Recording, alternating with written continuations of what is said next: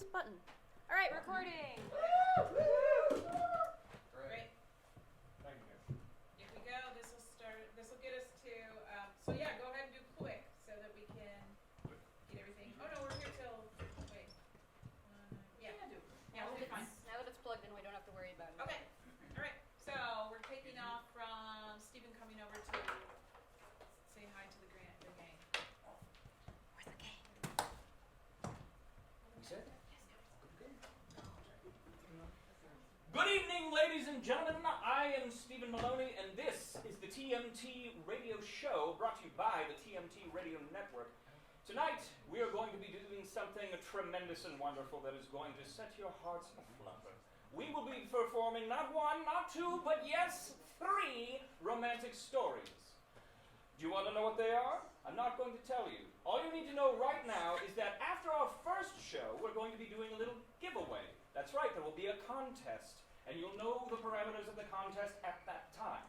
After the second show, there will be a brief intermission, 15 minutes, where you can go to the concessionaire and stuff your face with whatever delicious treats they have. Then, when we come back from that, we're going to be doing a little something that I like to call audience participation. Let me just tell you what I mean. We've got these cards, you see. These cards. There are words on them. What does this one say? I didn't see it. Oh, I spelled it wrong. Murmur! So there, that's your cue to murmur. Listen to you guys. You're murmuring so well. I am so impressed.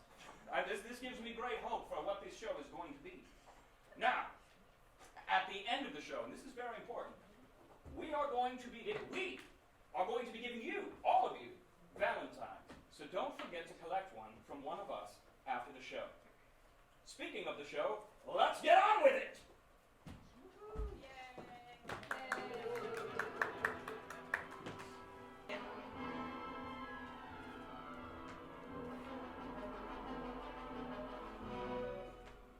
Presenting for the first time on radio, the amazing interplanetary adventures of Flash Gordon and Dale Arden. These thrilling adventures come to you as depicted each Sunday in the Comic Weekly, the world's greatest pictorial supplement of humor and adventure. The Comic Weekly, now printed in 32 tabloid-sized pages. Each page in full 4 colors is distributed everywhere as a part of your Hearst Sunday newspaper. Racing high above the earth, comfortably seated in a giant airliner, Flash Gordon, internationally famous athlete, looks admiringly across the aisle at Dale Arden, the lovely young companion of his air voyage. The minds of both are intent on the terrible destruction which for many months has been approaching the Earth with terrific speed. The new planet, hurtling through space directly in the path of the Earth. Suddenly, there's a violent jar. The plane lurches into a spinning nosedive. Flash Gordon's trained muscles carry him across the aisle to the frightened girl, to gather her in his arms, and then leap free of the falling plane, and pulling the ripcord of his parachute, glides to Earth. Don't be frightened, Dale. The plane has crashed. We're safe. Yes, thanks to you. Hold fast. We're landing now. Careful. Easy. Are you all right, Dale? Yes. Good. Oh, look, Flash. There's a large steel door. It's closing. Well, that's the laboratory of the great scientist, Dr. Hans Zarkov. He's coming this way. I'll call to him help us. Hey! I hope you'll pardon us for breaking in on you so unceremoniously, Doctor, but you see, we had to bail out. I see you for what you are. Spies, come to steal my secrets. It is always the same. Everyone is trying to take my ideas, but I have the answer for that. Come with me. Put that gun away, Professor Zarkov. The man is mad, Dale. We'll have to humor him. All right, Professor, all right. We'll come with you. Get down. We're walking with you. Get down this ladder. Now, into this tower. Now, down, I tell you. Do as I say. All right, all right. We're doing as you asked, Doctor. Just be calm. There now. We are in my rocket ship, which is outfitted with the latest engineering marvels. And in 10 seconds, we will be on our way to the new planet. There. We will all die. Die for science. Oh, Flash! The doctor is mad! The rocket ship is breaking away from Earth with the speed of light. Oh, no! Right into the path of the new planet! You're right. How can we escape this terrible fate? Hold tight, Dale. We'll escape somewhere. To the new planet! The new planet! We 3 shall save the Earth! Dr. Zarkov, there's still time to swing your rocket ship out of the path of the new planet. 9! I will not! We will be heroes. I, Zarkov, will be immortalized. What will you gain for science if we're all killed in the crash? Ha! You know nothing. But I know who you are, Flesh Gordon, the world's greatest athlete and supposed hero. But your trained strength will not save you. Only my mind, the great mind of Zarkov, the world's preeminent scientist, can save you. Can save any human soul upon the earth. The turbo drive. Oh, Flash, he's reaching for the controls. Stop him. Stand aside, Dr. Zarkov. I'm taking over. I will save our lives. You can't! Feel it! The gravitational pull of the new planet. Such glory. We crash in 5 seconds. 5, 4, 3, 2, 1. The rocket ship hits the planet. Dr. Zarkov and Dale are thrown from the rocket ship unconscious. Flash is thrown clear of the wreckage and lands miraculously on his feet uninjured. He rushes to the side of the unconscious girl, picks her up, and starts to carry her toward the distant towers of a city on this weird new planet. Suddenly, strange soldiers armed with ray guns appear, and capturing Dale and Flash, they force them to come with them to the throne room of Ming, the Merciless, Emperor of Mongo and supreme ruler of the universe. O thou indulgent Ming, most merciless majesty of Mongo, supreme ruler of all the peoples of the new planet, thy slaves salute thee. Good. Ming shall want the earth people. Thy slaves obey, O Ming the merciless. Get your hands off me. I'm no slave. I'll meet your emperor as a free man and an equal. So, Earthman, you are a free man and my equal. No, we shall see. Throw him to the red monkey men in the arena. Never should I be forced to make this free man my equal. There is thy freedom, Earthman. Now you go into the arena to meet the red monkey men of Mongo. Fight for your life, Earthling. No! Don't worry, dear. This isn't so bad. Emperor Ming, I will show you that I, a free man from the planet Earth, are more than a match from your brainless red monkey men. Flash reaches the bottom step leading to the arena. He leaps and swings at the nearest red monkey man. Then, grasping the fallen man-beast under the armpit, Flash whirls him around in a flail, knocking the others in all directions like down bowling pins. Emperor Ming, fearing that his monkey men will all be killed, orders his soldiers to destroy Flash with their ray guns.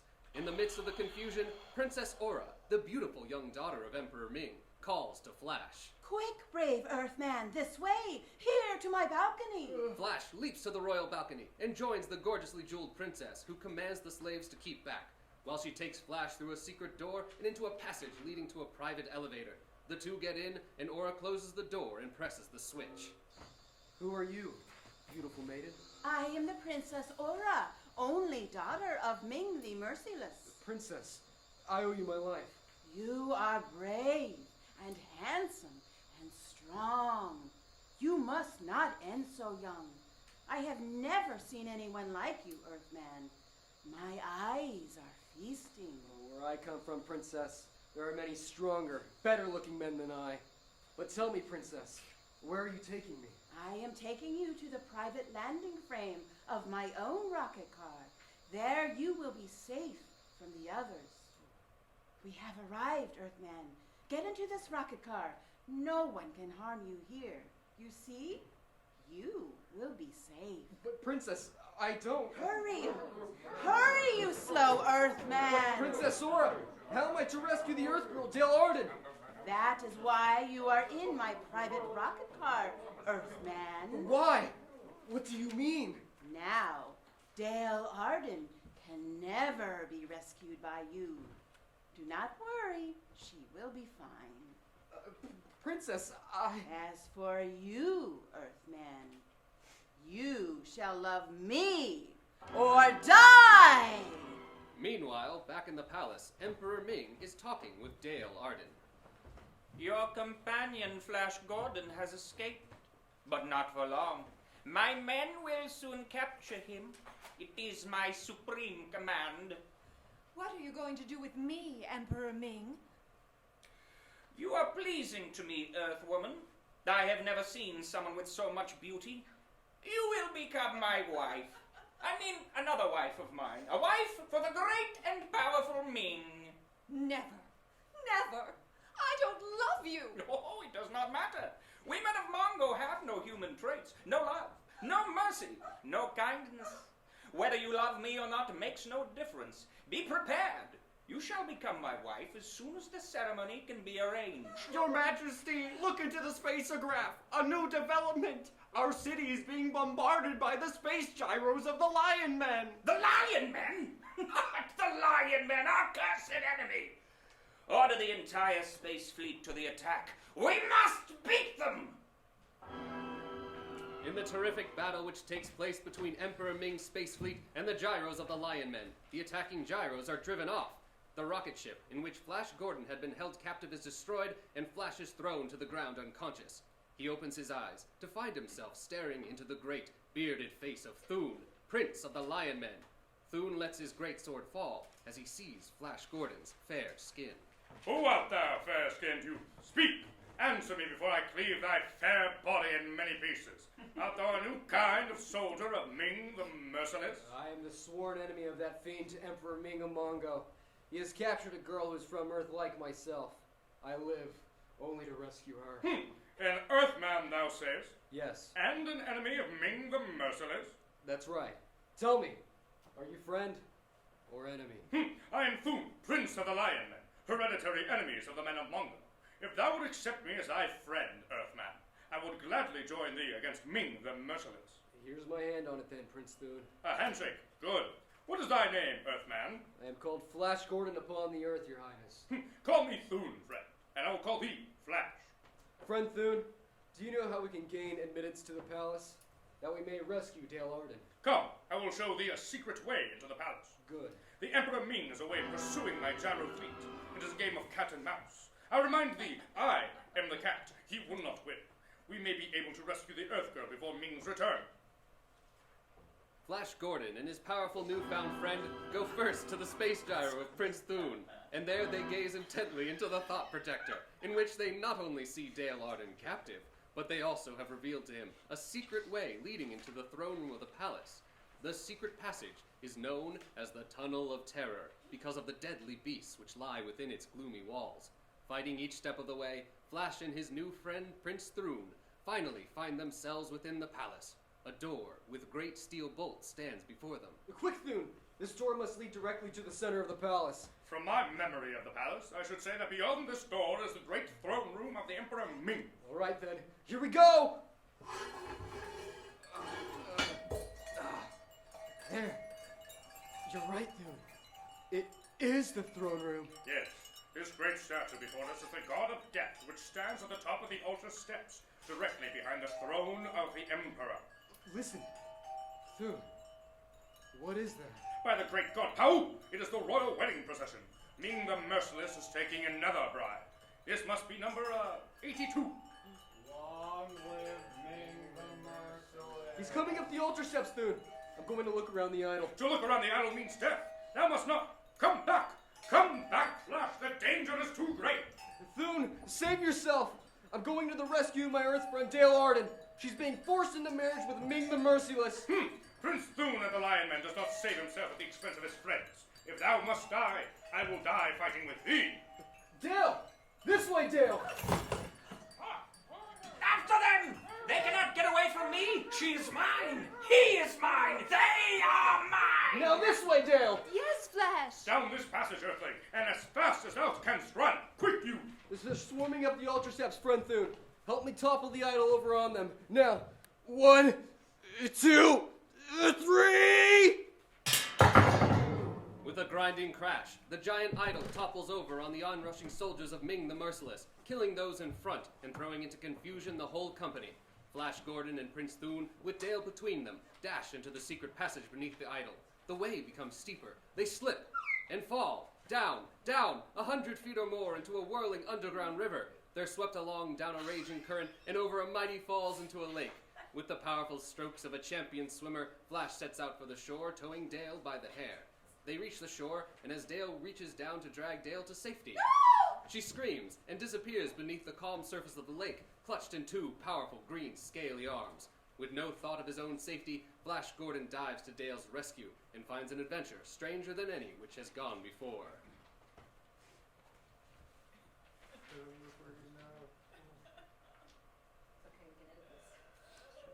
the boat.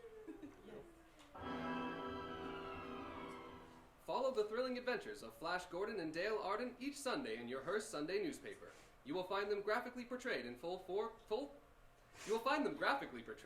color pictures in the Comic Weekly. Only in the Comic Weekly can you follow the escapades of the Katzenjammer kids, those perennial rascals, or thrill to the adventures of King of the Royal Mountain.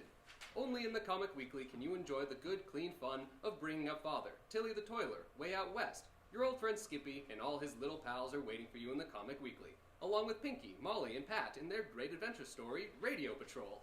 And there is Ace Drummond, the Demon Aviator, Johnny Round the World, and many, many others.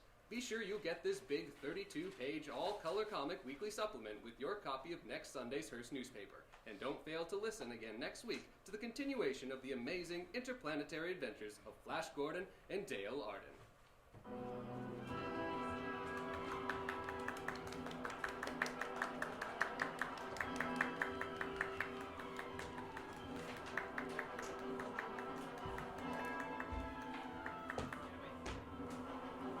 Well, folks, remember when I said we were going to do a giveaway? That time is now. We're doing a giveaway. This is a packed house, so this might take a second, but I first want to find out who here has been in a relationship the longest.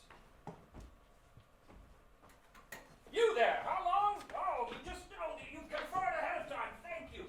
Here's a box of treats for you. Thank you. And now, as long as I'm out here, which one of you has been together the least amount of time, the shortest amount of time? Doesn't have to be promising. Just needs to, 2 weeks. Oh, here you go. This is a heart-shaped box of chocolates. All that. I don't know. We'll see. Yeah. All right. And now, back to the show. Presenting the Thin Man. You're not ready. We're ready. Not. Ladies and gentlemen, I'm so sorry.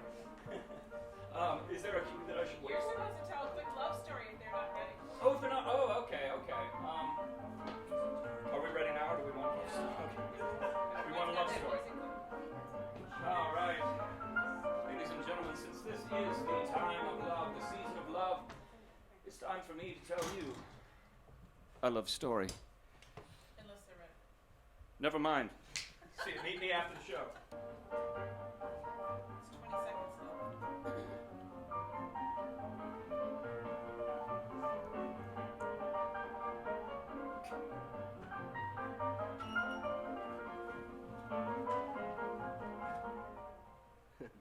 Nick Charles, the screen's most famous private detective, brought to you on the air by Pepsodent. Now families all over America have named their favorite new toothpaste. New Pepsodent with Irium. New fresh tasting Pepsodent with a cool new minty flavor. Yes, in a recent test, new Pepsodent was preferred 3-to-1 over any other toothpaste. It's true. With families all over America, new Pepsodent is the favorite. 3-to-1. Families from coast to coast recently compared new Pepsodent with the toothpaste they were using at home. They preferred new Pepsodent by an overwhelming average of 3-to-1 over any other brand they tried. These families, 3-to-1, said new Pepsodent tastes better, makes breath cleaner, makes teeth brighter. Yes, in a recent survey, families 3-to-1 said new Pepsodent tastes better, makes breath cleaner, makes teeth brighter. Get your new Pepsodent toothpaste for your family right away. Remember, 3-to-1 recommended. Now, the adventures of the Thin Man. Tonight, we find Nick and Nora at a wedding being held in a fashionable hotel suite in Manhattan. They have arrived in time to enjoy the ceremony and festivities.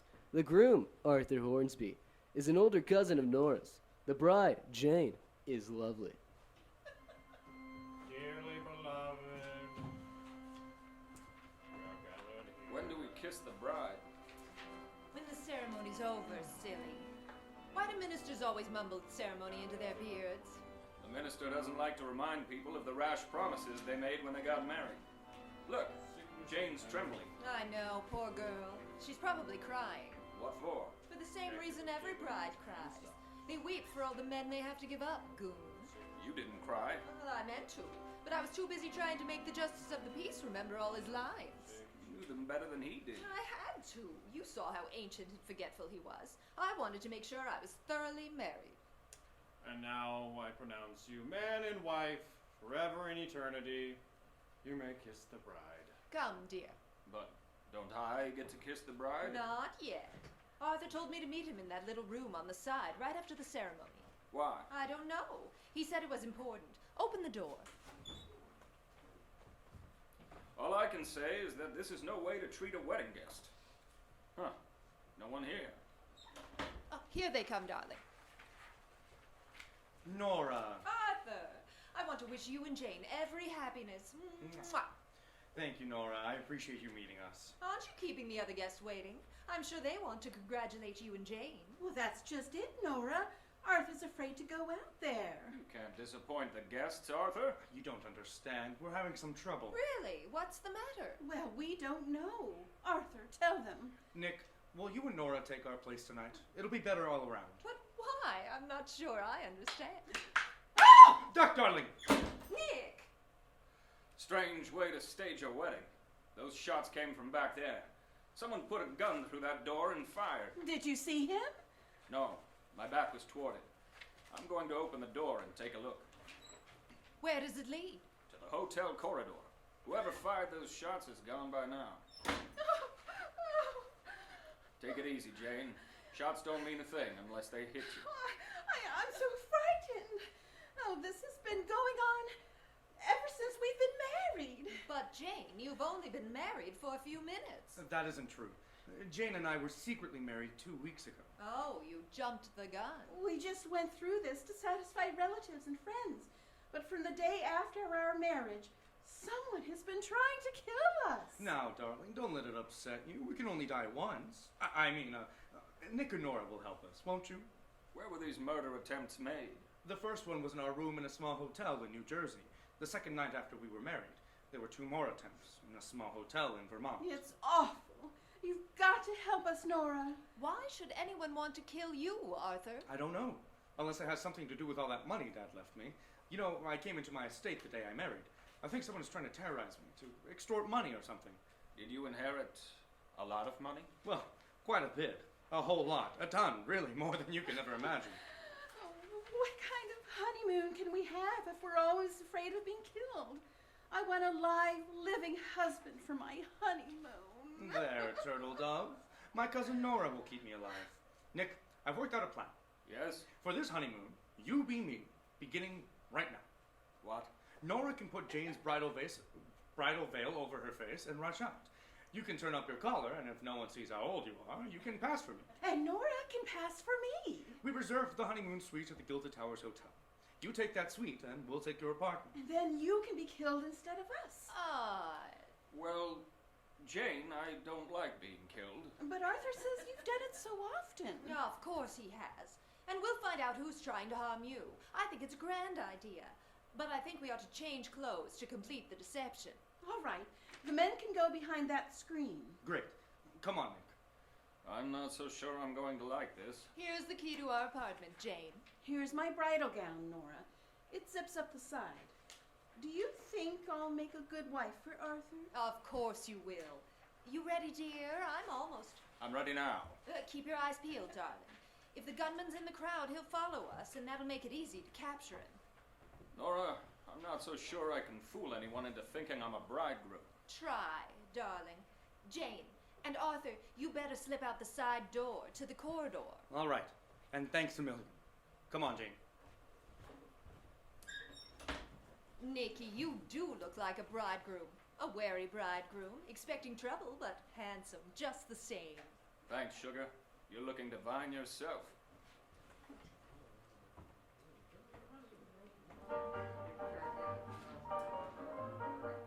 The bridal suite is down the hall, Mr. and Mrs. Hornsby. Thank you. Come, my caveman. Yes, honey bun. Aren't you supposed to blush a little, dear? I've been trying all evening. Choke a little. That'll make you blush. All right. How's that? No good. I just hope the bellboy doesn't get too suspicious. Here we are. Come on in, Sugarfoot. All right. Good gracious, aren't you going to carry the bride across the threshold? What kind of a bridegroom are you anyway? I forgot. Well, it doesn't do to forget such things, but if you forget anything else, I'll remind you. Really? Yes, I know all about being a groom. understand what a bride should do. How interesting. How many times have you been a bride? Never, but I've seen so many couples. You see, the hotel assigns me to take care of the bridal suite. I've made a study of honeymooners. What's your name? They call me Honeymoon Harvey. Well, come on now. Let's get started. Carry the bride across the threshold. Okay, Buttercup. There. You seem like a pretty weak groom to me. Put her down and kiss her. I'll draw the shades. Never mind.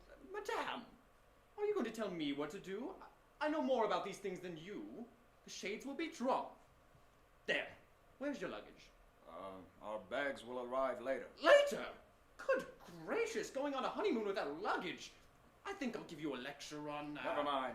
Here, boy, just leave us alone. Well, now you're talking more like a real honeymooner. But I usually leave people alone for a bigger tip. Don't you have something else to do? That's how a man celebrating his 20th anniversary talks. You ought to let me give you a few tips on how a groom is supposed to behave. I'll tell him, Mr. Honeymoon Harvey. Are we keeping you? Okay, I can take a hint. Well, folks, if there's anything you want, anything I can do for you, any errands you want done, any advice you need, any information... Don't worry, we'll call you. Oh, you better not, because I won't tell you a thing. Mr. and Mrs. Know-It-All, good night. We didn't seem to fool him. No. Darling, what are we going to do about clothes? We'll phone our apartment and have Arthur and Jane send some over in the morning. Did anyone follow us here? I didn't notice anyone. How do you like the way I look in Jane's bridal gown? You look blooming, dear. Especially since it's a little tight on you. It is not. Are you trying to tell me I'm not as young and slim as Jane? Why, no, darling. I'm trying to tell you Jane is not as charming and attractive as you, dear. Oh, why, Nicky, you make me feel like a real bride again. Come here. What for? Do as I tell you and stop acting like a husband. I wish I could. What do you want, baby? Just this silly. Hold me tight, Nora, and don't take your lips away. Darling, at last you're behaving like a groom. I am not. I'm just being sensible. We're in danger. What do you mean? The connecting door to this room is open. We're being watched by someone. I want to surprise them. I get it. You think it's the gunman who's after Arthur? Maybe. I can see the glint of a gun in the crack of the door. Which hip do you prefer to land on? The right. The left's still bruised from last week. Okay. If the shooting starts, I'm going to push you over. Stay on the floor while I try to rush the gunman. And if... Stop going after him, baby! Hey! Come back here! Nicky! Come in the adjoining room. I've got him, baby! I'll need some help. I'm coming, darling. Oh, it's dark in here. Where are you, Nick? Wrestling! On the floor! Turn on the light switch and get out of the way of the bullets! Oh! Here's the switch. Nick, stop wrestling with that girl and find someone your own size. Oh, let go of my hand. You're breaking my wrist. Drop the gun and I'll let go. Oh, okay. Get up. Who's the tomato? My wife. Did you train him to go around torturing girls? Listen, who are you? What's your name? Bingo Bonds. What's yours? Why, that's right, cute. Nick Charles. Why'd you try to kill us? Because I made a mistake. I thought you were two other people. Look, Hal, give me back my gun and we'll call the whole thing off and forget about it. Why do you want the gun? So you can kill someone else? Natch. A woman? How'd you guess? And would her name be Jane Hornsby? You know too much. I'm getting out of here. Hey, come back! Nora, stop her! Ah! Nice work, Nora. How'd you do it? I tripped her. Cute little number, isn't she? Yeah, bingo! And now Act 2 of tonight's Thin Man adventure. Nick and Nora, posing as newlyweds, have just captured Bingo, a cute little number who tried to shoot them full of holes. Not a particularly auspicious way to start a fake honeymoon, but Nora examines her as she comes out of her daze and tells Nick. She looks good on the floor. Come on, Bingo, get up and don't try to get away again. All right, listen. Are you Nick the Dick, the private eye? Yes. I heard you're a right guy. I didn't mean to kill you. Honest, I didn't. Did you mean to kill Jane Hornsby? I knew a woman would understand. Yeah. See, I'm honest. I confess. Why did you want to murder her? I got a good reason. I don't like her. She stole Arthur, the little crook. Was Arthur engaged to you? Well, I didn't get around to proposing to him, but we were crazy about each other she came along. I guess I just must be nuts about him. All I want to do is kill her. I love him so. Were you at the wedding today? Yeah, I came disguised as a debutante. Did you try to murder her there, too? Murder a girl at her wedding? What kind of cat do you think I am? Oh, did someone try to kill her? Yes. Oh, goody. I bet I know who it was. Snaky Simon. Who's Snaky Simon? Snake Wet Pants. I met him when I used to do my specialty in the cabaret. He's a gambler who hisses like a sneak when he talks. And he's a friend of that Jane. She's no lily, she ain't. What are you talking about? Snaky Simon. I saw him at the wedding. And I saw him talking to Jane in that hotel in Jersey where they stayed when they got secretly married. Oh, then you've been following Arthur around. Oh, like a dog.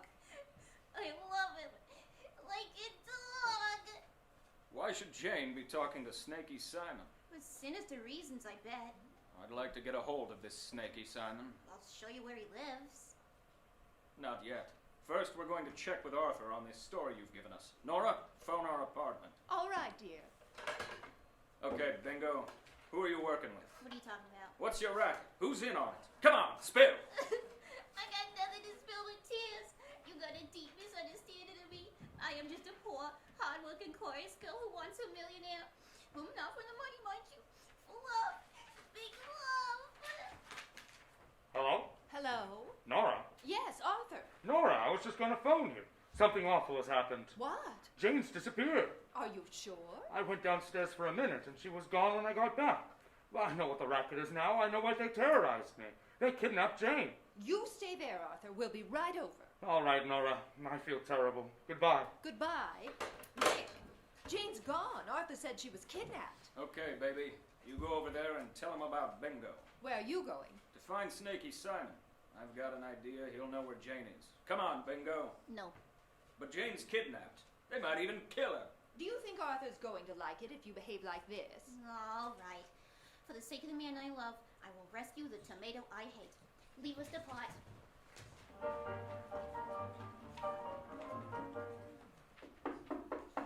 I guess Snaky Simon isn't home. Wait a second, Bingo. I hear someone coming. Yes. Hello, Snaky Simon. Hello, Bingo. Who's the friend? The name's Nick Charles.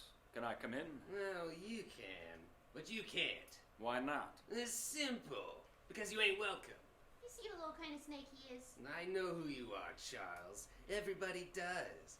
Say, what do you want with me? I want Jane Hornsby. I never heard of her. Sorry. Now scram.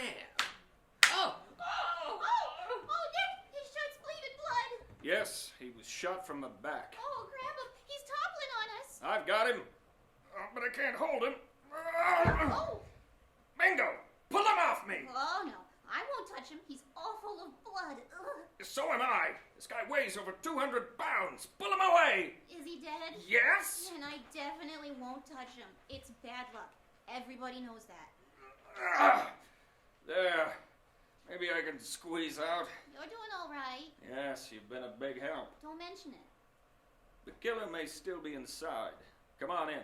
If the killer's still there, I am staying right here, in the doorway. It's all right, Bingo. Whoever shot him in the back escaped through the servants' entrance. Oh, well, you'd better drag him in. Okay. There. Well, I did not expect this. I didn't do it. I was with you every minute. I'm innocent. Absolutely, positively, innocent as a baby. Innocent, innocent, innocent. Well, Natch, who said you weren't? You think he kidnapped Jane? They must have been working with someone. Do not disturb yourself. I will answer. Hello? Hello, Chicklet. How's a little investment? Oh, I'm fine. Give me that phone, Bingo. Here. Hello. Hello? Is that you, Snakey? Yes, it's me. Who's this? Joined you to join. I hear you got the investment there. Yeah. Ask her when we're gonna get the dividend. Dividends? You know what I'm talking about. What's the matter with you, Snakey? You sound wrong. I got some people here. Where can I see you? My hotel. Wait for me. Goodbye. Goodbye. Goodbye. Say, why did you know that corpse, Nick? Going through his pockets. Huh. There are money-making angles to this detective racket I never thought of. Do I get a cut? Here's his address book. I'm just looking up the address of a character named George the Germ. Huh. This must be it. Hotel Chandelier. Oh, I know that place. Yeah, you gotta have a police record before they even let you register. Come on, Bingo. We're going to see him. What for? We might find Jane there. I hope she ain't dead. Nick, that man called me an investment. Is that an insult? No, Bingo. I think that's the key to this whole mess. Remind me to call Nora from the lobby of the Chandelier.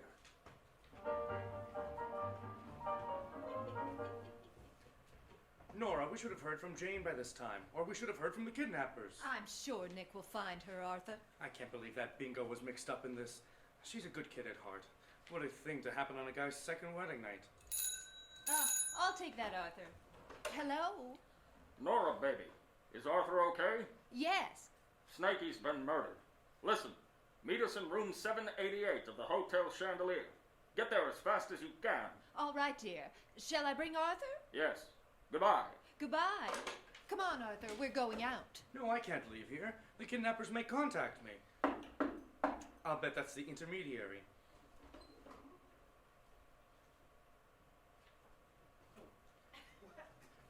Jane, darling, oh, my little fruit fly.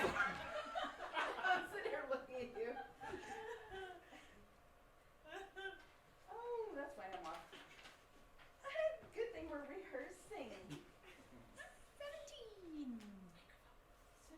17. Thank you. Jump on his. I was Just go jumping ahead. I was in 21. What's that?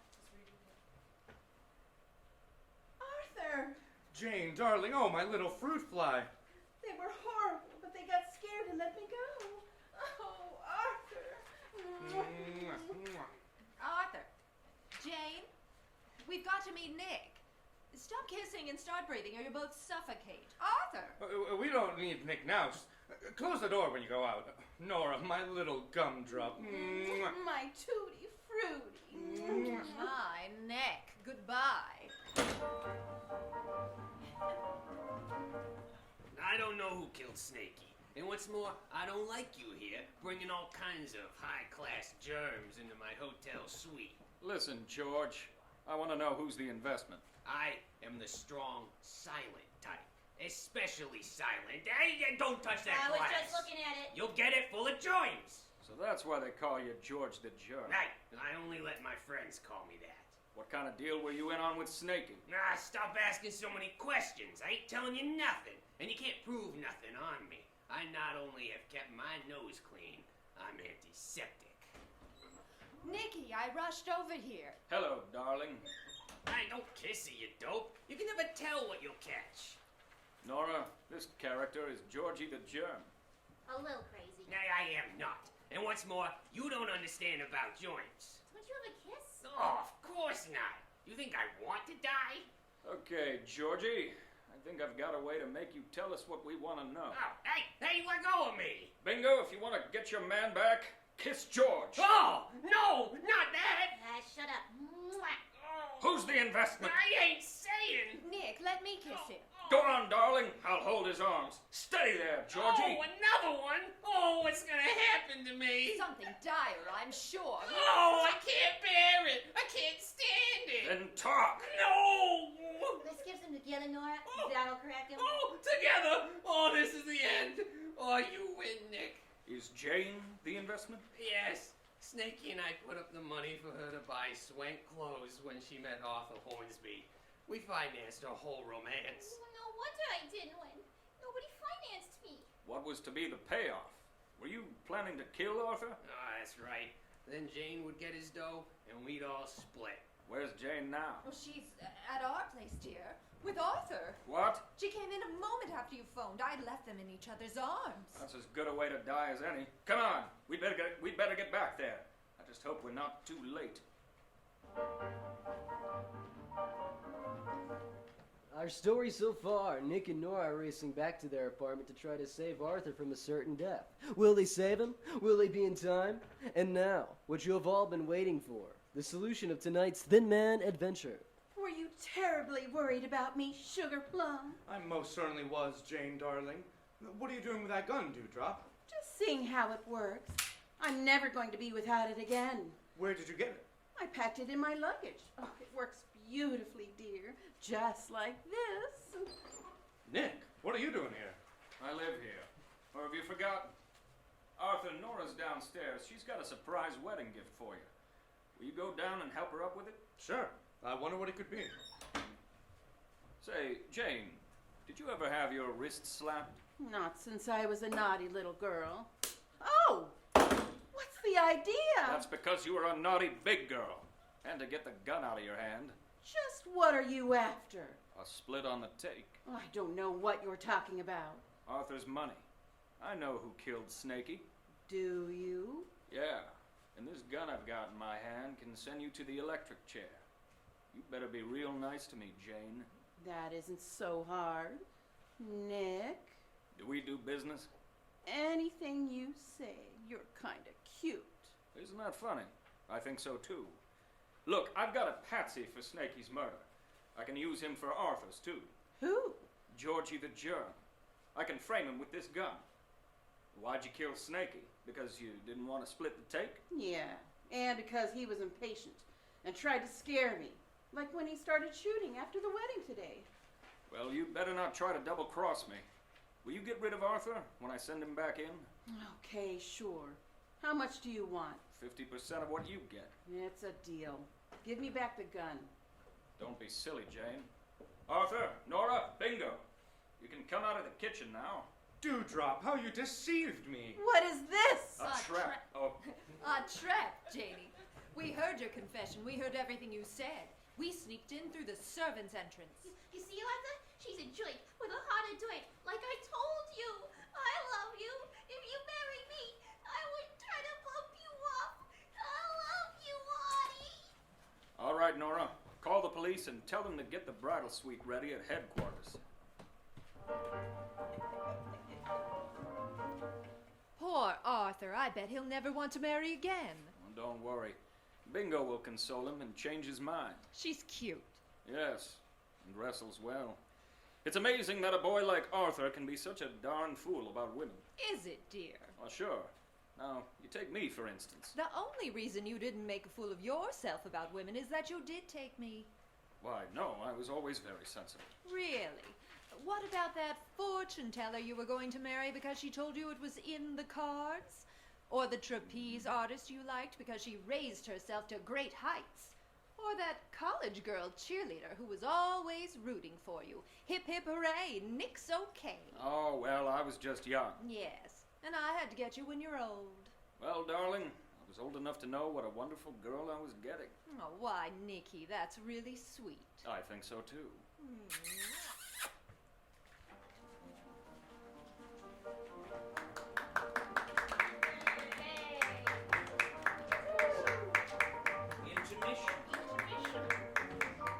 Well, I hope you've powdered your noses and wiped your bottoms because we're getting back into it with the lone sheriff. Not ranger, sheriff.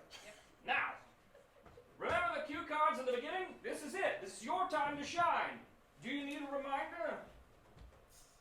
We did murmur last time. Let's do, this is good. Hooray! Hooray. Ha-ha! Okay. Tell your friends to come to the show tomorrow, 3 p.m., yes? Forget the Super Bowl. We're doing this. And that's, I mean, you know, that's better than football. So, Lone Sheriff. They have a Super Bowl right now? I don't know. Maybe.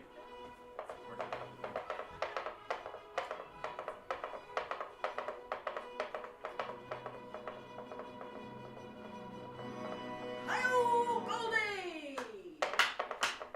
A fiery horse with the speed of light, a cloud of dust, and a hearty hi-yo Goldie, the lone sheriff. With her faithful horse Goldie, the daring, resourceful, unmasked rider of the plains leads the fight for law and order in the early western United States.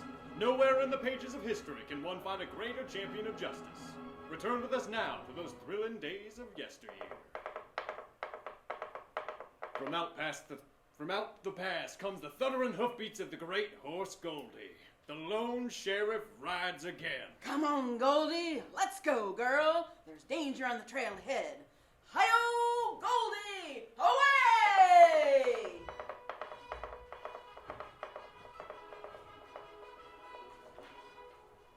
The Lone Sheriff is brought to you by Cheerios, the new and exciting breakfast cereal from General Mills. Everyone knows that breakfast is the most important meal we eat.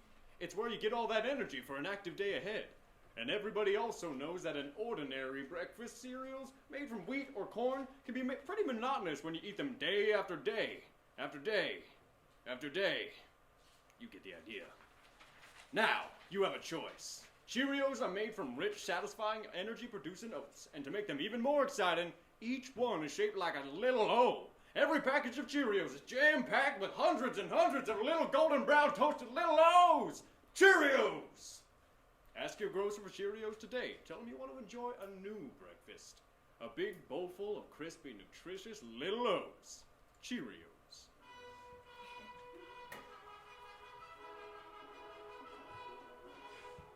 In the sandy vastness of Arizona territory, there was no town more cheerless and foreboding than Tombstone. Situated in the midst of arid, dun-colored hills that sprawled like a tired dog in the never-ending sun. Yet, it was beneath these grim volcanic hills that nature had stored her richest silver ore. So there were many mines in and around Tombstone, and it was deep in the shaft of one of them that disaster struck without warning late one autumn afternoon. A tremendous explosion hurled untold tons of rock and gravel across the mouth of a lower cross drift. Over 20 miners were sealed in a tomb, condemned to a living death. A fiery blaze burned greedily at the entrance. A shrill, voiced steam whistle broke the awful news, and a few moments later, scores of frightened townspeople raced towards the entrance to the Hercules mine.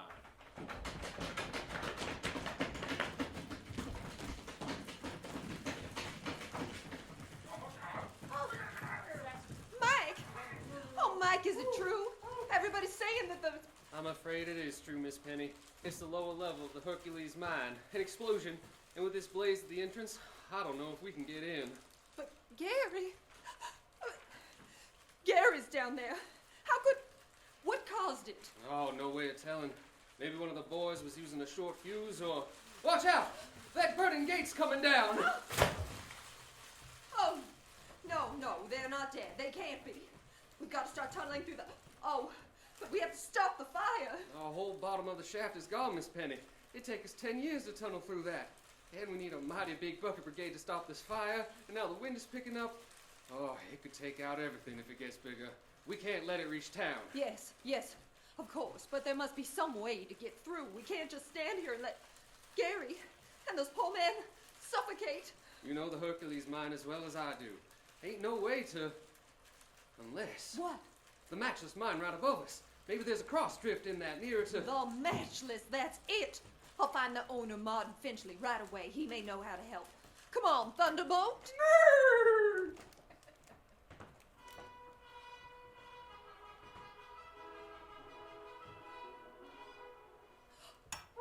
Oh, Mr. Finchley, you must have I've heard the news, Miss Clark. One of my men just told me. Where did it happen? On the lower level. A rescue crew is on its way. It's horrible. Horrible. But Mike, my foreman tells me we'll never be able to tunnel through the cave in time. I mean, in time to save Gary. I've already issued orders for my men to stop work. I'll send them all down to the Hercules. Oh, that's very kind of you, Mr. Finchley. I know you want to help. In every possible way. Of course I do. Mike says that maybe there's a cross drift in your mine, the matchless. We might be able to reach the Hercules that way. I've never thought of that, but it's possible. The matchless is much older than the Hercules. As you know, it's old, but I've been owner of it less than a year, and... You must have sketches of the original diggings. I don't know. If I have, they're here in the office someplace. Of course, I'm not in charge of the office, but I'll look for them. Oh, please do, then maybe we can... What is it, Miss Clark? I just remembered something. Mike has been here in Tombstone longer than any of us. He's either dug or helped dig every mine within 20 miles. Maybe he has sketches of the matchless and the Hercules. Ask him by all means, and I'll look around here to see if I have any. Oh, thank you, Mr. Finchley. You don't know how much I appreciate your help. Of course you do. I'm willing to do anything to get to that Hercules mine.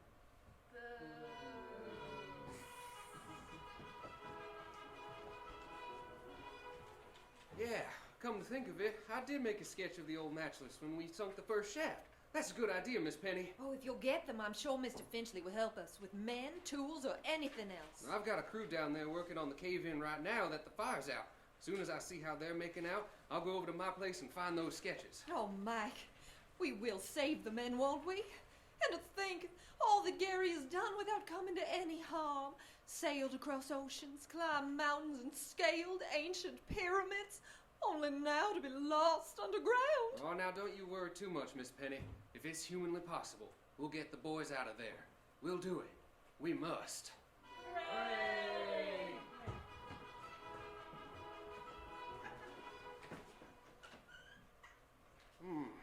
Gotta make a light here. That's better. Now I can see. Let me look through the papers in my desk. And see if... That's not it. No. Yeah, here they are. By Juniper, I knew that. I'll take those sketches, hand them over. What the? This is a 45 that's nudging your ribs. Now, hand them over before I... No, you can't get away with this. Oh, can't I? Wait, I know you. You're one of... Oh!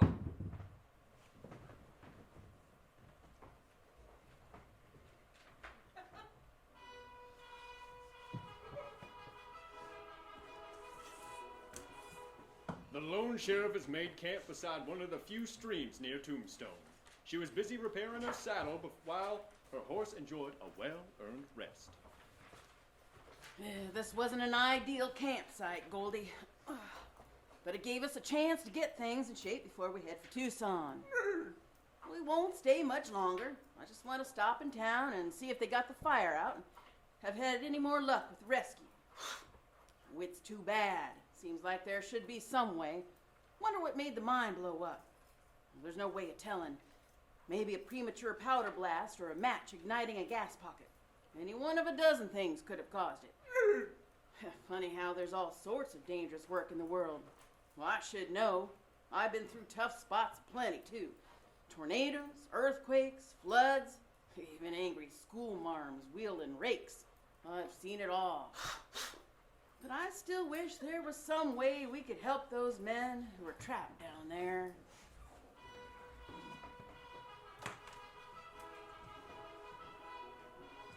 It was 2 days later that a heavy stagecoach pounded along the dusty road from Tucson to Tombstone. Only one passenger had chosen this particular time to visit Tombstone, and he rode on the high box seat beside the driver. Oliver Hornblow was not a large man, but he made up in dignity what he lacked in size. His black beaver hat might be dusty and far from new. His frock coat and striped trousers had obviously seen better days. But he wore them with striking conviction, because Oliver Meredith Horatio Hornblow was an actor. Yeah! Get along there, you critters! So, you're one of them play actors, huh? Actor? My good man, I have been privileged to read the bards and mortal lines in some of the world's finest theaters. Yeah? And aren't we all actors? All the world's a stage, and all the men and women merely players. They have their exits and their entrances, and one man in his time plays many parts. Uh-huh. Yeah, I know. Saw a fella one time in a vaudeville show that... Vaudeville! Oh! It offends me to the soul to see a robustious, periwig-painted fellow tear a passion to tatters, too many rags to split the ears of the groundlings. What's that? Hamlet, third act. Oh, you sure it ain't Pirates of Penzance? That's a plumb good Opry show.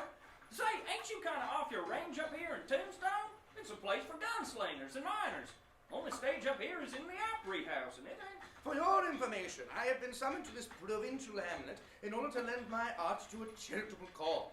Charity, huh? You must be talking about the benefit show for the widows and children of the miners who got caught in the blast at the Hercules. That is correct. Mr. Martin Finchley was in Tucson yesterday, where I and my company of players are temporarily resting.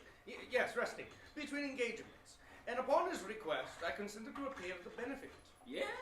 Well, it's too bad about them poor miners. I knew most of them personally. Isn't there still some hope of rescue? Mighty slim, mighty slim. Young Miss Penny Clark, she owns the Hercules now since her pa died last year, has got every man in town working on the cave-in. How about the miners who work for Mr. Finchley? Well, they're helping too, but it ain't much use. Dirty shame, that's what it is. Gary Becker, young feller Miss Clark was going to marry, is down there with the rest of them. Seems a dirty, rotten shame. Ah, the uncertainty of life. As Shakespeare so wisely wrote in one of his deathless sonnets, like as the waves make toward the pebbled shore, so do our minutes hasten to their end. Yep, sure enough. He got that right, did Bill? I say. Whoa! Hold out there, you critter! Well, this is it, Mr. Hornblow. This is Tombstone. You mean this is... Why, it's nothing more than a collection of benighted hovels. Yeah, it's right purty, ain't it? Even so, it's where you get off. I've got to tool this rig up to the barn. Oh, well, the worst is, so long as we can say this is the worst. That's from King Lear, Act 4. Uh-huh, yep. I always say there's nothing worse than a ham actor. Get out now, Ham! Ham, to that miserable varlet, that buckskin bumpkin called Oliver Meredith Horatio Hornblow, or Ham? Well, oh, my feet. Nothing but gravel on the street, and me with no soles in my shoes. And another thing, I'm hungry. 15 cents.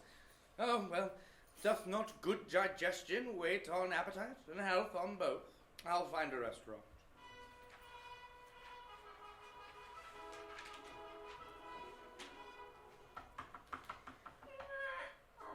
Ah, good day, my fine young friend. A sign on the window proclaims this establishment the Lonely Trails Restaurant. I trust you serve food. Hey, Al. My name's Mario. I serve food. Ah, good.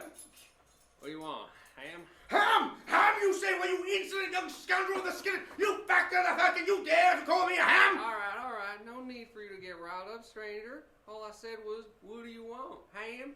Because if you don't want ham, you're out of luck. That's all we got. I beg your pardon, young Mario. All right. Does you want it alone or with eggs? Why, what is the price of, shall we say, a ham sandwich? 10 cents. Oh, excellent. Prepare it at once. I shall sup and not be destitute afterwards. Providence, what a fine town. Do you want the sandwich on bread? On bread? A sandwich on bread? Of course on bread. Well, that's 5 cents more. Of course it is. Sure. Coming right up. A sandwich on bread for the ham. What? Never mind. Oh, just a moment. Yeah? There's one thing more. I notice a thick and well-folded piece of parchment paper here on the table. Does it belong to you? Oh, nah. Somebody must have left it here. You can have it for free. Oh, thank you. Thank you 1,000 times. A good thick piece of paper. It will serve as an excellent shield for this hole in my shoe. There. A mender of bad souls, a surgeon to old shoes. That's from Julius Caesar, Act 1.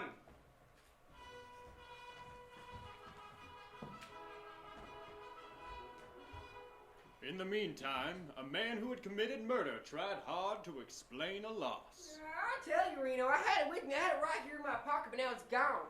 You half-witted loco coyote. You lost it. What do you think the boss will say when he finds out we... It ain't my fault, Reno. It's just an accident, that's all. I've been carrying around them 2 pieces of paper around my pocket ever since. We've got to find them. Where have you been lately? No place.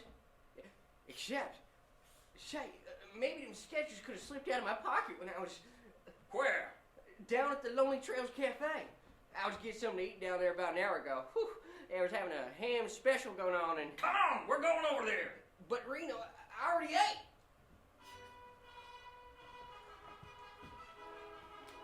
Hey, kid! Yeah, name's Mario, by the way.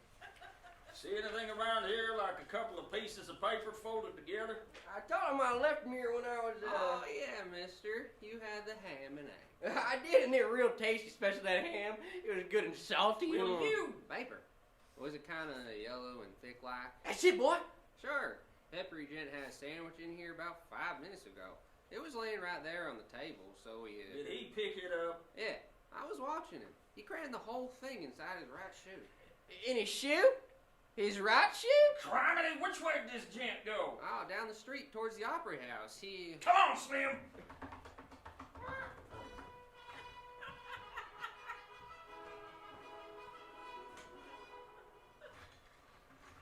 Ah, this is indeed an ideal day for... Hey, you! What the... Stop, you got something that... 2 angry townsfolk already. That usually happens after I perform, not before. and they're wearing guns. Oliver, this is a time for action. Stop! Stop, you damn caterwauler! Aim for his legs, Slim! We'll get that right shoe off fast! They've mistaken me for a criminal. But this is no time to argue. I must get away. And what I need is a horse. That's it. My kingdom for a horse. Merciful heavens, there's one. This is an orderly sheep saddle. And heaven forbid I should ever become a horse thief. But giddy up. Wait! Wait, that's my horse! Oh, Thunderbolt, come back! I can't lose the love of my life and my fiancé at the same time. I'll have nothing to live for.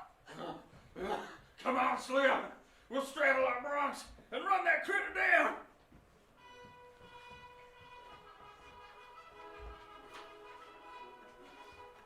As the lone sheriff readies her horse, the stagecoach driver she helped out a few days ago appears over a rise riding a horse and carrying a spare halter. Howdy, driver. Have you lost something? Yeah, I didn't see a back gate left open at the stable, and one of my drays wandered off. A sorrel, 16 hands with really pretty eyes. You seen him? I'm sorry I haven't seen it, but I'll keep my eyes open for it. Much appreciated.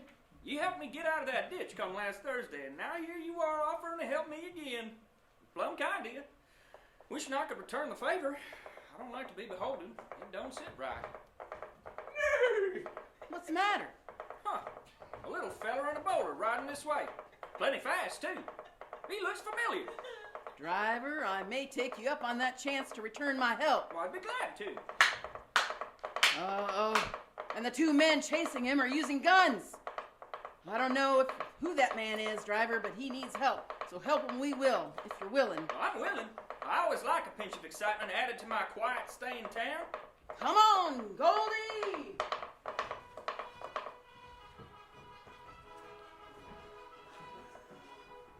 The curtain falls on the first act of our lone sheriff's story. Before the next exciting scene, please permit us to pause for just a moment as we await station identification. Think back to the earlier description of those exciting little O's and Cheerios. But first, our story so far. The lone sheriff and the trusty stagecoach driver are riding to help an actor who's playing his most exciting real-life role. Will they be successful? We'll find out. But now this. Here's some thrilling news for all you Western fans. Do you remember just a few weeks ago when the lone sheriff captured a large gang of cattle rustlers? She brought those outlaws to justice when she pretended to be a rustler and joined the gang. Then she sent messages to the state law enforcement in secret code by a rare old Italian Borgia finger ring. Remember, when the ring was held up to the light, mysterious signs and symbols appeared in its transparent stone. Would you like to have one of these exciting code rings? They're not for sale in any store, but you can get one simply by eating Cheerios. All you have to do after you finish a box of Cheerios is tear off the top, which it says Lone Sheriff Code Ring, and send it to the address printed on the label. Write your name and address on the indicated lines and enclose 25 cents in coin or stamps to cover mailing costs. Your code ring will be shipped immediately, and remember, it comes to you from Cheerios! Cheerios! Cheerios!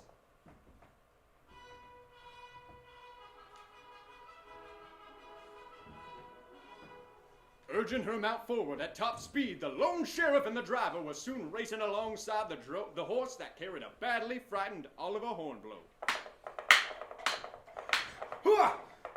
More outlaws! Oh, I'm doomed! Guide him over there, that ridge, driver. Then circle back to my camp.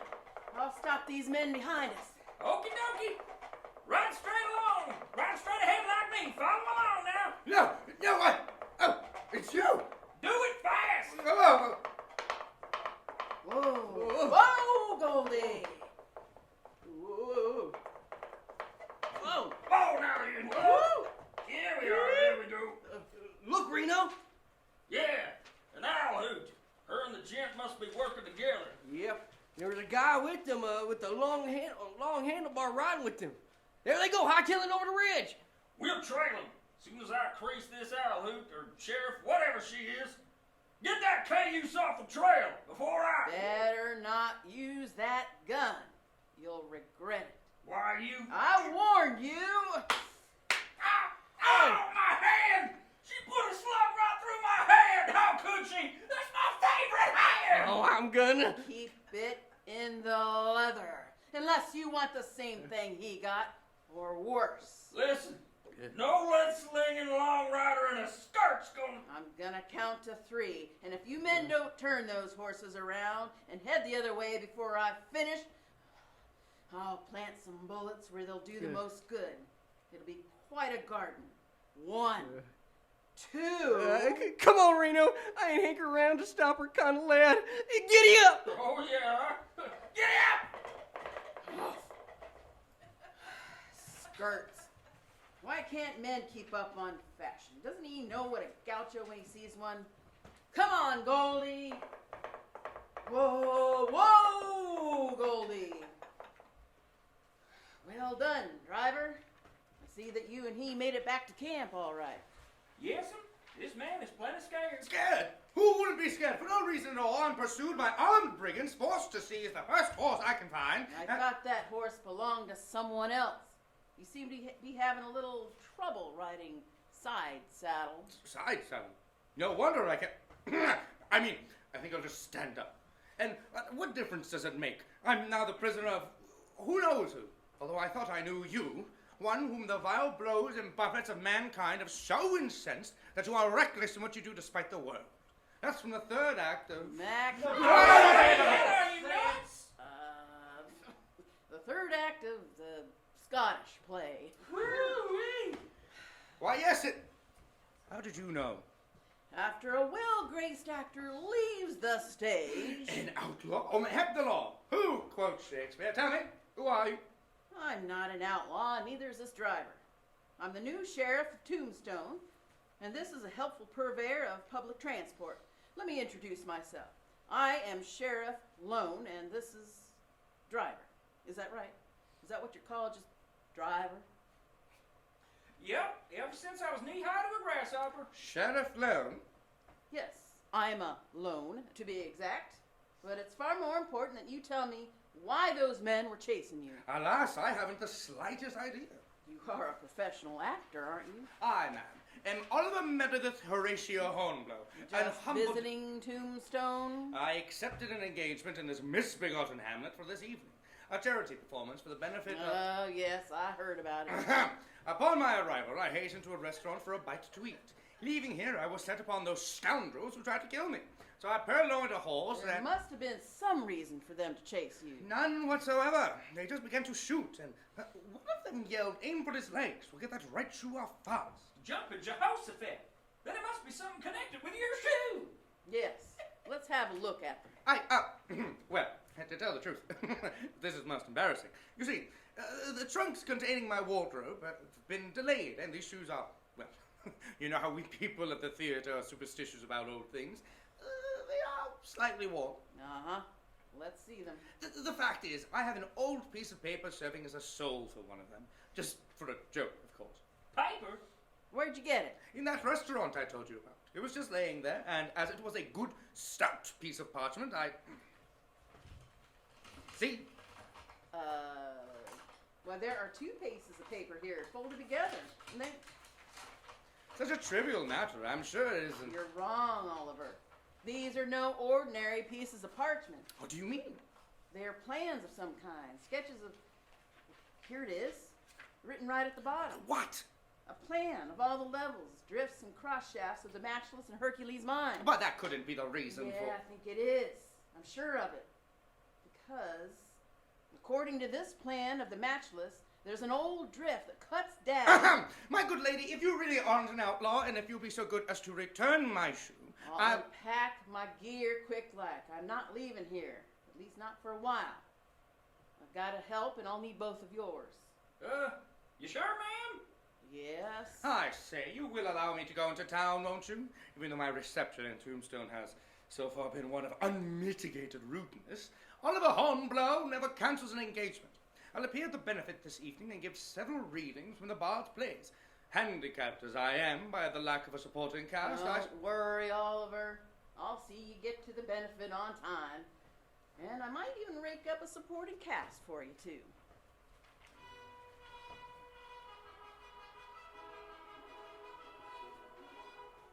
It was later that early evening that 3 figures moved quietly through the shadows surrounding the Matchless mine. Such Stygian blackness. in the dead vast and middle of the night. That's from the first act. Yes, yes. Hamlet's ghosts. Quiet. I don't think there are any men working here tonight. But we can't be sure, driver? You never can tell. Well, where's the engine house? Ah, right ahead of us. There may be an engineer in there. I hope so, because that'll mean there's steam up to operate the cage. You can handle them, can't you, driver? Well, of course.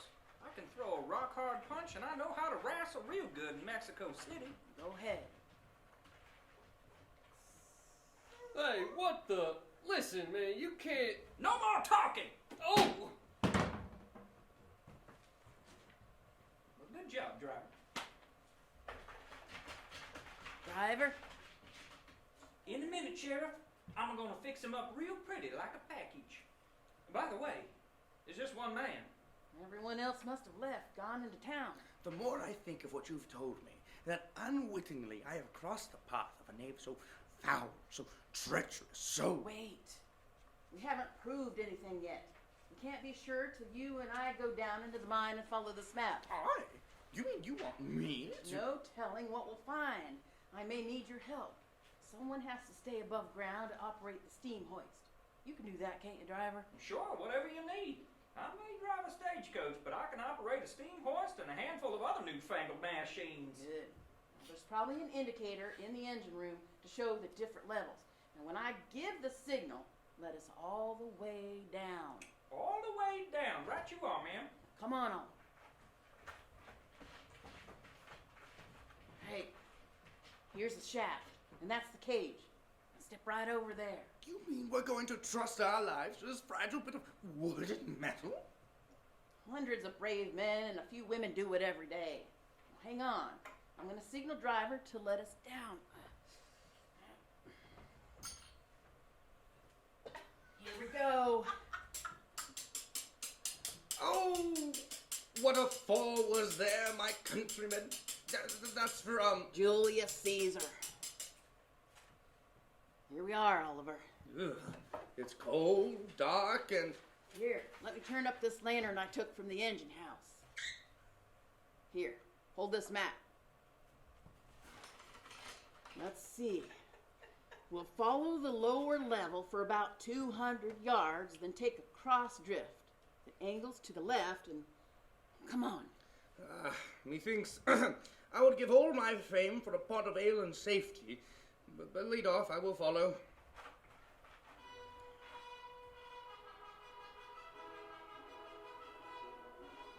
How much further? I don't know. All we can do is follow the map.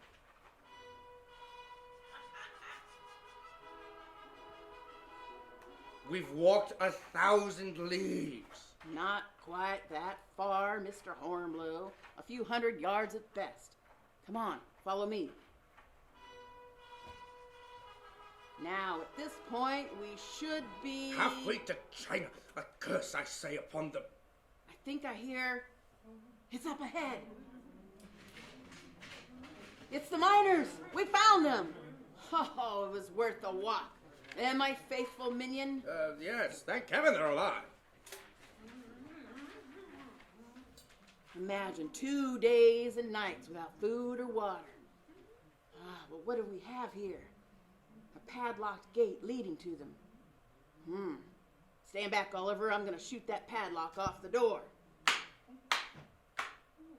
Now, if I could just... You could help, fair Falstaff. Oh, certainly. Oh, Falstaff. Watch out, man. It might be another one of Finchley's tricks. Don't worry, we're not. Or? So Finchley sent out an outlaw down here to finish his dirty job. Come on, boys. At least we can... Wait, I'm not an outlaw. I'm the new sheriff in these parts. I'm alone. You're the miners from the Hercules, aren't you? You're not alone. There's a gent with you. But this is the Hercules. We've been trapped down here ever since some of Finchley's men set up a blast that closed our main shaft. Then we made our way down to this old tunnel where the gate was locked. Well, I thought so. If you're not one of his bunch, how come you found this tunnel? It must be part of the old mattress mine. It is. And we never would have found it without this sketch. Friend of mine talked to Miss Clark this evening. Evidently, Mr. Finchley didn't stop at one more murder to try to keep all of you here. Penny, is she all right? Sure she is. I wonder why he went all this trouble to... I know. Because the mother lode in the mattress is played out. He tried to kill all of us with the blast. When that failed, he figured he'd keep us bottled up here till we starved to death. Then maybe he could cut through here and tap the Hercules. Boy, wait till I get my hands on that murdering skunk. Well, with my experience, all I have to say is it'll be a hard thing to prove. Finchley will claim the blast was an accident, unless we can... Well, Oliver, you can prove it. I?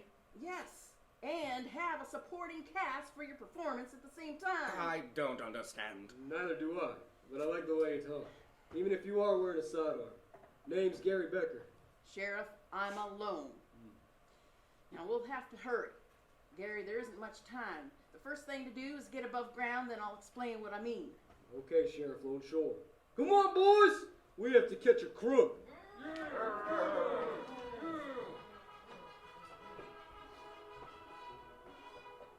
The benefit performance at the Tombstone Opera House was an assured success. The audience was large and responsive, although everyone was saddened by the recent tragedy at the Hercules mine.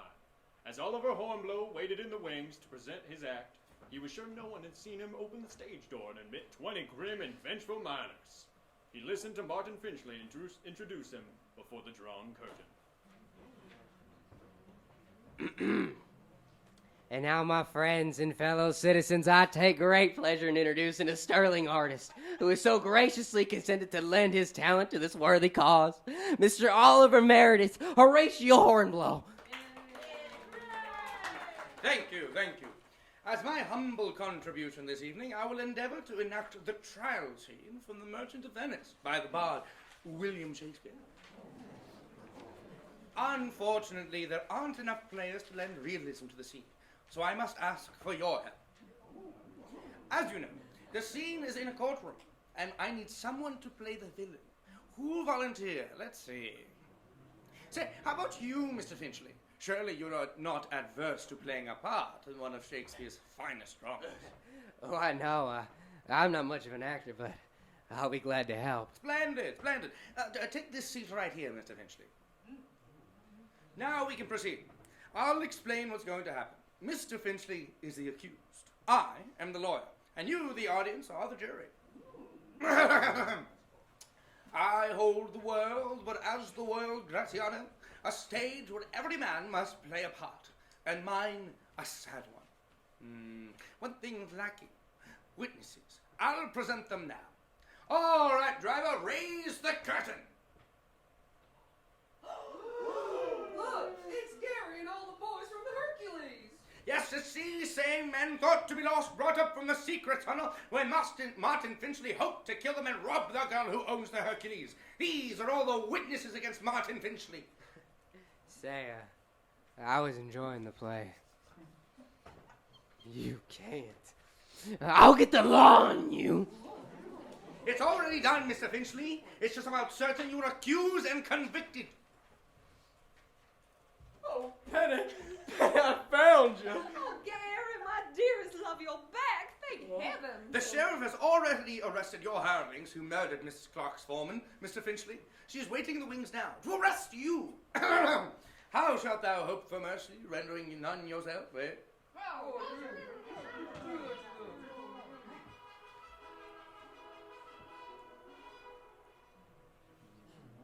Oh, Mr. Hornblow, you were wonderful. Everyone in Tombstone is eternally grateful to you, especially me and Gary. It is not I who deserves your gratitude, my child. I'm sure that's not entirely true. Why, if anything had happened to my dearest Gary, oh, if only Thunderbolt had come back. Well, say, look at there. Tarnation, I've never seen a horse stepping up on a stage before. What a beauty. Say, ain't that Hornblow's Steve? Thunderbolt! Oh, my stars and garters. Gary, look, it's Thunderbolt. My dear, dear Thunderbolt, you've come back, my love. Oh, good. Thunderbolt's back. Yeah. Well, I just wanted to congratulate you, Hornblow. You sure gave a great performance. Yes, sir. Better than vaudeville. It was great. Great. Ah, my friend, if only you knew the truth. Some are born great, some achieve greatness, and some have greatness thrust upon them. I guess so. Huh. I never thought about myself like that. But I guess I am pretty great. Greatness thrust upon them. Yeah. By the lone sheriff. Hi-yo, Goldie, and away!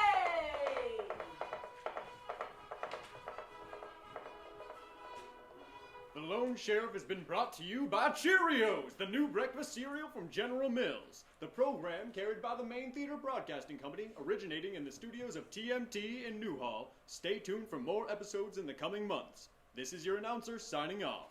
Good night.